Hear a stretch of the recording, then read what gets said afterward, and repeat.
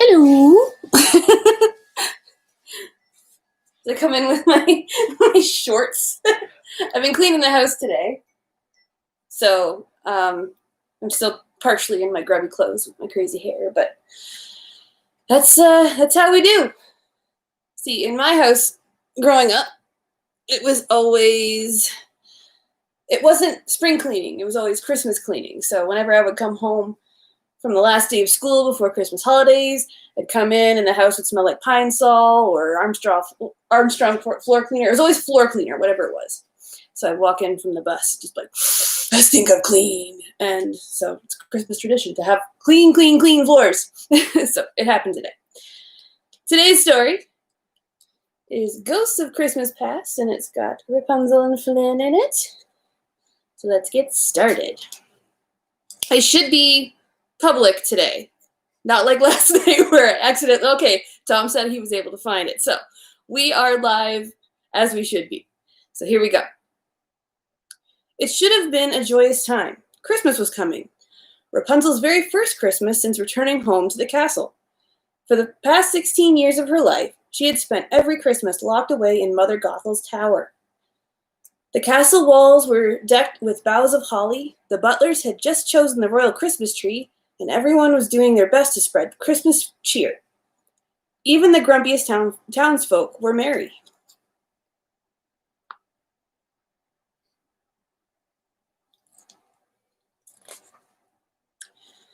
But in the royal family, one person was not ready for a happy Christmas. No way, said Rapunzel. I refuse to celebrate Christmas. What? Cried Flynn. Why don't you want to celebrate the most wonderful time of the year? Rapunzel looked shocked. Wonderful, she said. I think you mean terrifying.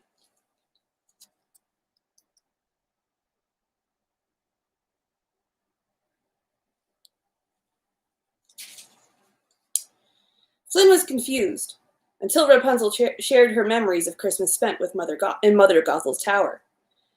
You know how it is, Rapunzel said. There's all that eerie Christmas music. Mother Gothel sang it nonstop at Christmas time. I hate chanting and growling. That didn't sound like any Christmas music Flynn had ever heard.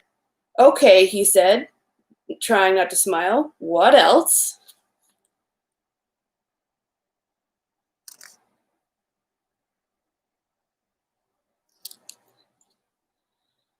Mother Gothel also told me the tale of Nicholas, the ghostly Christmas elf. How he creeps into children's rooms on Christmas Eve and steals them away. It kept me up at bedtime. Rapunzel sighed and shrugged. But I guess all kids have trouble sleeping on Christmas Eve. Did you?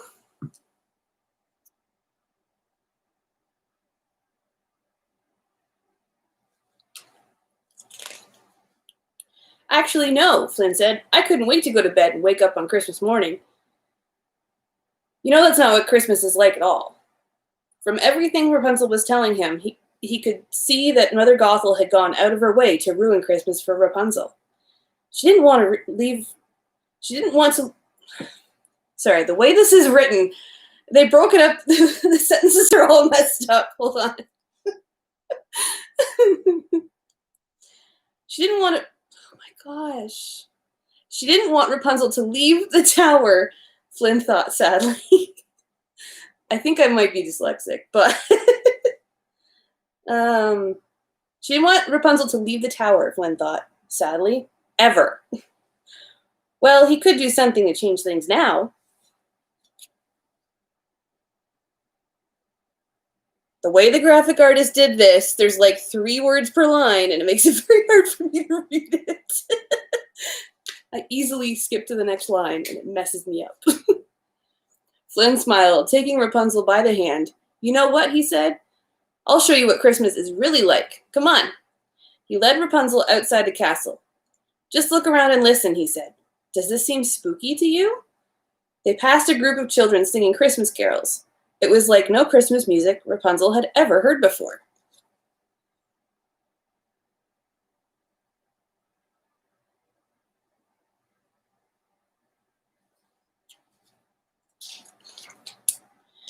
A small boy raced over to Rapunzel. He held out a package wrapped with a golden bow. Merry Christmas, Princess Rapunzel, he said. Trick package, duck, Rapunzel cried, diving for cover behind a low stone wall. She peeked out warily from her hiding place. Flynn and the children stared at her. Who ran away from a Christmas present? It's not a trick, Flynn said gently. Just a gift. He opened the box. Inside was a hand-woven crown of evergreens. Slowly, Rapunzel stepped out from behind the wall and took the crown from Flynn. She placed it on her head. A real Christmas gift, she asked, as if she'd never heard of such a thing. Not an exploding trick package?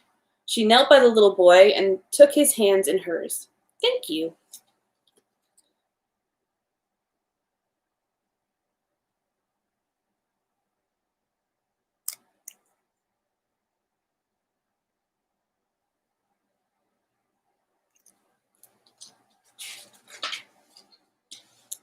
Rapunzel and Flynn wandered further into the town and came across the townsfolk decorating an enormous Christmas tree. Rapunzel pointed towards the top of the tree. You need a lot more charms up there, she said, if you want to scare off the ghostly Christmas elf. She picked up one of the ornaments. And I'm not sure these charms are anywhere near scary enough.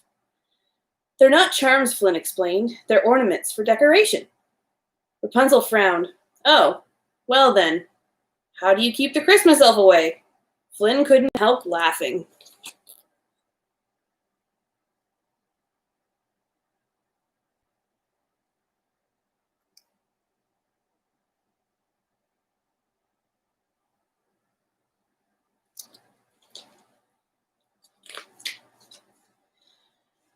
They went back inside the castle where Flynn found some books about the real St. Nicholas.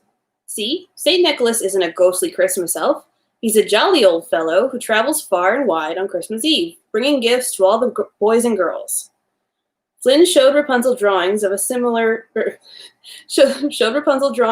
smiling bearded man carrying a sack full of presents. Definitely no kidnapping.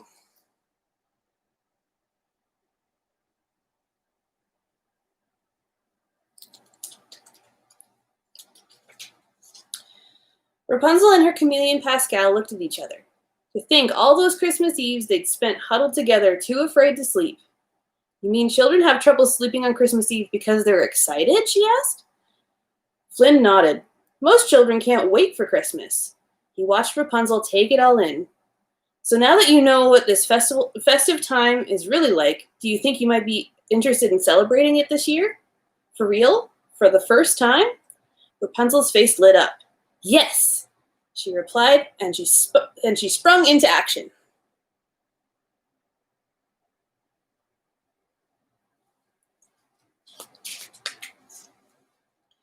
For the next few weeks, Rapunzel lived and breathed Christmas, enjoying everything that the season had to offer, everything she had missed out while living in the tower.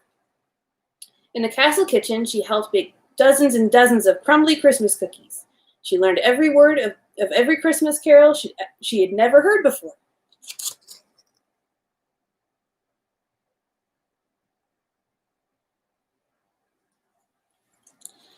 She decked every undecked part of the hall with garlands and ribbons, and for the first time, she made beautiful, not spooky, Christmas ornaments.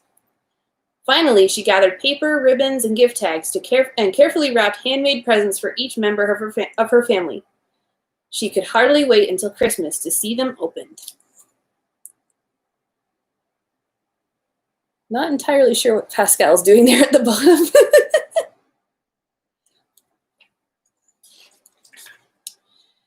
By the time Christmas Eve arrived, Rapunzel was exhausted but very happy. Rapunzel's father, the king, proposed a toast. For years our hearts have not felt entirely whole at this time of year. He paused. An important part of them was missing. He smiled at Rapunzel. The queen raised her golden goblet and added her own words to the toast. But now, for the first time since you were born, Rapunzel, this Christmas is a joyful one, for all of us. Rapunzel couldn't agree more. Surrounded by her loving family, in front of a crackling fire, she could not imagine a better Christmas.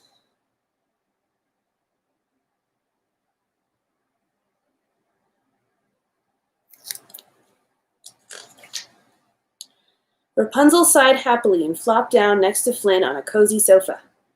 "Thank you for all of this," she said. "I should really be thanking you," Flynn admitted.